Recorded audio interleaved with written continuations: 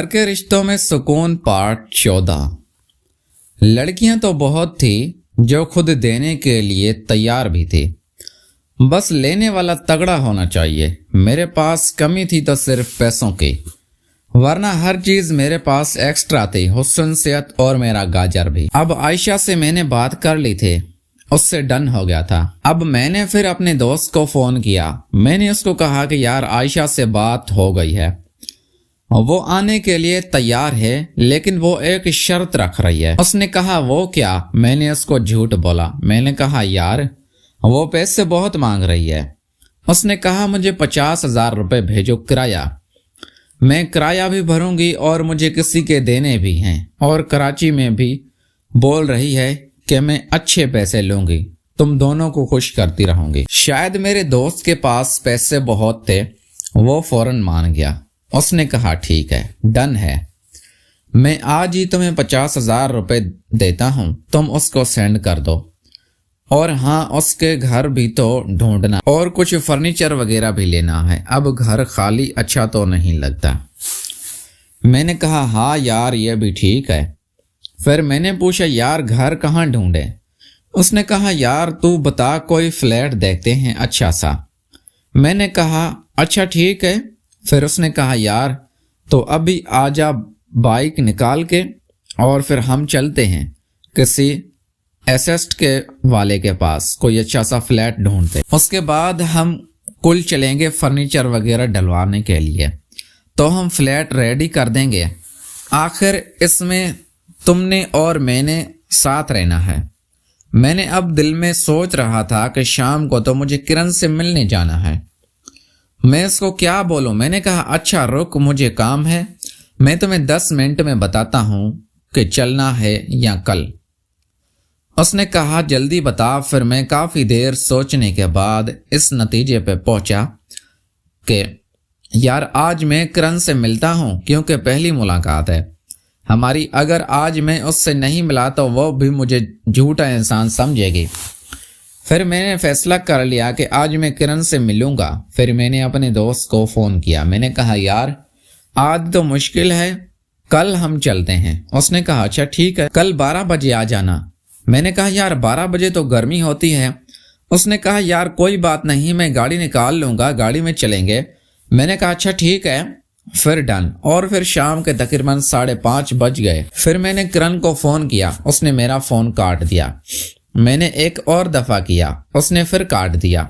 अब मैं परेशान कि पता नहीं वो आती है या नहीं। फिर मैंने फोन साइड पे रखा और बैठा ही था तो मेरे फोन की बेल बजना शुरू हो गई। मैंने देखा तो किरण का फोन था।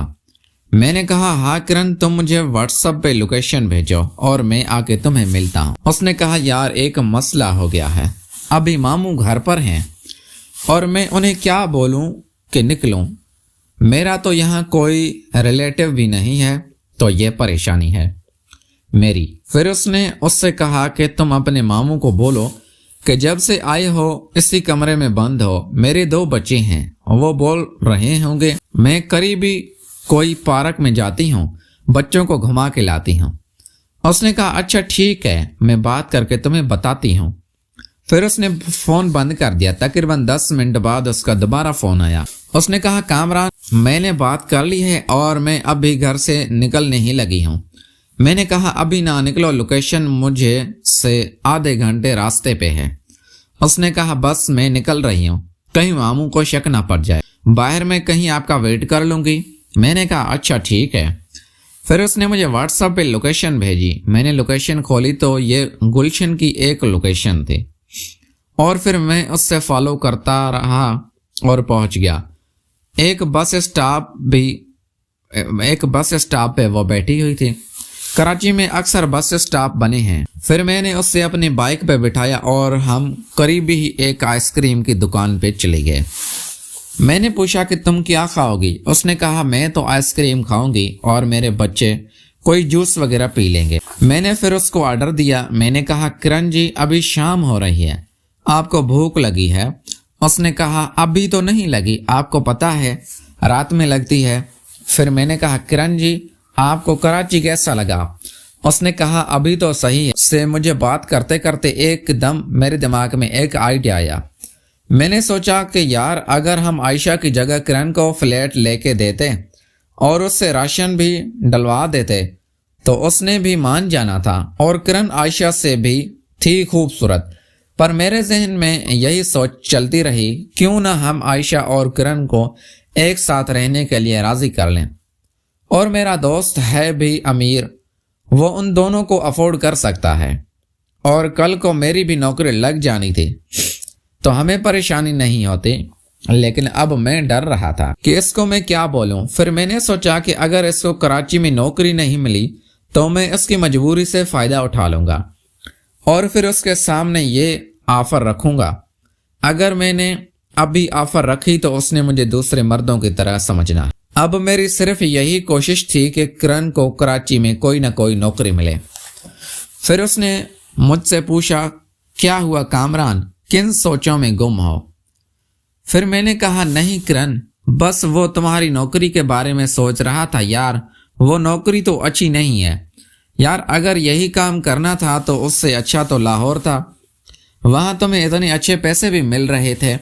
نہیں بالکل نہیں، ایسی نوکری نہیں کرنا، اگر عزت والی نوکری مل جائے گی تو ٹھیک ہے، ورنہ میں کچھ کر لوں گے، تم پریشان مت۔ تو پھر وہ خوش ہو گئی۔ اس نے کہا کامران شکریہ آپ کا، مجھے آپ سے یہی امید تھی۔ یہی فرق ہوتا ہے پڑھے لکھے انسان میں، آپ بہت اچھے ہیں، آپ پڑھے لکھے ہیں، ہر چیز کو سمجھتے ہیں، اور اسی لیے میں نے آپ سے دوستی کی ہے۔ اب میں اس کو کیا بولتا کہ میرے دل میں بھی وہی چل رہا ہے جو دوسروں نے آپ کے ساتھ کیا۔ یہاں پہ ہر مرد کے دل میں یہی چلتا ہے، بس ہر کوئی اکیلی عورت سے فائدہ اٹھانا چاہتا ہے۔ پتہ نہیں میں بھی ایسا ہی ہو گیا تھا۔ خیر میں نے اس سے کہا کہ کرن تمہیں کچھ کھانے کے لیے لے کے دیتا ہوں، تم وہ گھر پہ لے کے چلی جاؤ۔ اس نے کہا اچھا ٹھیک ہے۔ پھر ہم قریبی ایک بریانی والی دکان پہ آ گئے۔ میں نے پھر 2-3 بریانیاں پیک کروائی، رائتا سلاد بھی، اور ایک کولڈ ڈرنک لی، اور پھر میں نے اس سے دے دی۔ میری جیب میں تقریباً 8,000 روپے تھے، 3,000 پہلے ہی خرچ کر چکا تھا، اب بقایا میرے پاس 5,000 روپے تھے۔ پھر وہ میں نے کرن جی کے ہاتھ میں رکھ دیے۔ میں نے کہا اکیلی عورت ہے، بچوں کے ساتھ ہے، اس کے کام آئیں گے۔ اس نے کہا نہیں کامران مجھے نہیں چاہیے، اور میرے پاس ابھی پیسے ہیں۔ میں نے کہا کوئی بات نہیں کرن، یہ تم رکھ لو، تمہارے کام آئیں گے۔ وہ نہیں مان رہی تھی، میں نے زبردستی اس کو دیے، پھر اس نے رکھ لیے۔ پھر میں نے اس سے بائک پہ بٹھایا۔ اس نے کہا چلو میں تمہیں میرا گھر ہی دکھا دیتی ہوں، کل کو اگر یہاں پہ آنا پڑے تو تمہارا گھر تو دیکھا ہوا ہو۔ میں نے کہا ہاں یار یہ بھی ٹھیک ہے۔ پھر وہ پیچھے بائک پر میرے ساتھ بیٹھ گئے، اور پھر مجھے گلیاں گھماتی گھماتی ایک بہت ہی خوبصورت بنگلے کے سامنے کہا۔ پھر میں نے کہا کہ کرن کیا تم یہاں رہتی ہو؟ اس نے کہا ہاں۔ میں نے کہا یار تم تو بہت خوبصورت گھر ہے۔ اس نے کہا ہمارا تھوڑی ہے، وہ میں نے آپ کو بتایا تھا نا، ایک سیٹ ہے جو لندن رہتے ہیں، ہمارے ماموں صرف اس کا چوکیداری کرتے ہیں، میرے پاس صرف ایک روم ہے اور ماموں باہر صحن میں سو جاتے ہیں۔ پھر اس نے کہا اچھا ٹھیک ہے کامران تم جلدی یہاں سے چلے جاؤ، ایسا نہ ہو کہ ماموں مجھے تمہارے ساتھ دیکھ لیں اور میری زندگی عذاب بن جائے۔ پھر میں وہاں سے بائک سٹارٹ کی۔ اب میں سیدھا گھر آ گیا۔ میں تو یہ سوچ کے گیا تھا کہ کرن کے ساتھ اچھا خاصا وقت گزاروں گا، لیکن یہ ہماری ملاقات تو 1 گھنٹے میں ہی ختم ہو گئی۔ میں گھر آیا تو 7:30 بج رہے تھے۔ پھر میں نے اپنے دوست کو فون کیا۔ میں نے کہا ہاں یار میں وہ فری ہو گیا ہوں، اگر ابھی چلنا ہے کوئی فلیٹ وغیرہ دیکھنے تو میں آپ کو اٹھا لوں۔ اس نے کہا اچھا ٹھیک ہے آ جا۔ پھر میں نے بائک باہر نکالی۔ امی نے کہا کیا ہوا کامران، کہاں جا رہے ہو، سب خیریت تو ہے؟ میں نے کہا ہاں امی وہ نوکری کے پیچھے لگا ہوں، وہ میرے دوست نے مجھے آسرا دیا ہے، کوئی بینک میں نوکری ہے، بس یہ طریقہ اچھا ہے کہ گھر میں جھوٹ بول دو کہ نوکری ڈھونڈنی جا رہا ہوں، گھر والے پھر سوال نہیں پوچھتے۔ اور پھر میں نے بائک دوبارہ نکالی اور سیدھا میں اپنے دوست کے گھر کے باہر آ گیا۔ پھر میں نے اس سے فون کیا کہ ہاں یار باہر آ جا، میں کھڑا ہوا ہوں۔ پھر اس نے کہا کامران یار ہم فلیٹ کوئی نزدیک دیکھ لیتے ہیں تاکہ ہمیں بھی آنے جانے میں آسانی ہو اور مجھے بھی۔ میں نے کہا ہاں یار پہلے ہم چائے والے ہوٹل پہ چلتے ہیں، پلاننگ بناتے ہیں کہ کس طرح کا فلیٹ چاہیے اور کون سی جگہ پہ چاہیے، اس کے بعد چلتے ہیں نا۔ اس نے کہا اچھا ٹھیک ہے۔ میں دل میں یہ سوچ رہا تھا کہ کرن کے بارے میں بھی اس کو بتا دوں، اب یہ میرا دوست، میرا رشتہ دار بھی بننے والا تھا، بیسٹ فرینڈ تھا لیکن رشتہ دار نہیں تھا۔ اور پھر میں نے یہ بھی سن رکھا تھا کہ جب تک دوستی میں رشتہ داری نہ ہو تو پھر وہ مضبوط نہیں ہوتی۔ پھر ہم چائے کے ہوٹل پہ پہنچ گئے اور میں نے اسے 2 چائے کا آرڈر دیا اور پانی منگوایا۔ پھر وہ چائے لے کے آیا۔ میں نے کہا یار مجھے تم سے ایک اور بات بھی کرنی ہے۔ اس نے کہا ہاں یار بتا۔ میں نے کہا یار میں کراچی آ رہا تھا تو تمہیں پتہ ہے میں ٹرین کے سفر سے آیا ہوں۔ اس نے کہا ہاں یار آتے ہوئے نا مجھے بہت خوبصورت لڑکی ٹرین میں ملی۔ اس نے کہا اچھا، پھر وہ شاید وہ بھی اس چیز کا شوقین تھا جس کا میں تھا۔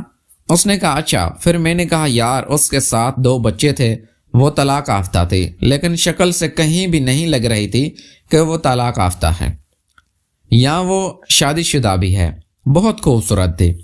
اس نے کہا عائشہ سے بھی زیادہ۔ میں نے کہا ہاں یہی سمجھ لیں۔ اس نے کہا اچھا۔ پھر میں نے کہا یار میری اس سے ہیلو ہائے ہو گئی ہے، اور پھر اس نے مجھے بتایا کہ میں کراچی کس سلسلے میں جا رہی ہوں۔ پیارے دوستو اگر آپ کو یہ ہماری کہانی پسند آئی ہے تو ویڈیو کو لائک کر کے چینل کو لازمی سبسکرائب کریں گے۔ ہم اس پارٹ کا دوسرا پارٹ تب اپلوڈ کریں گے جب آپ لوگ ہمیں سپورٹ کریں گے، ہمارے چینل پہ ویوز آئیں گے، تو سپورٹ کیجئے۔ Thanks for watching.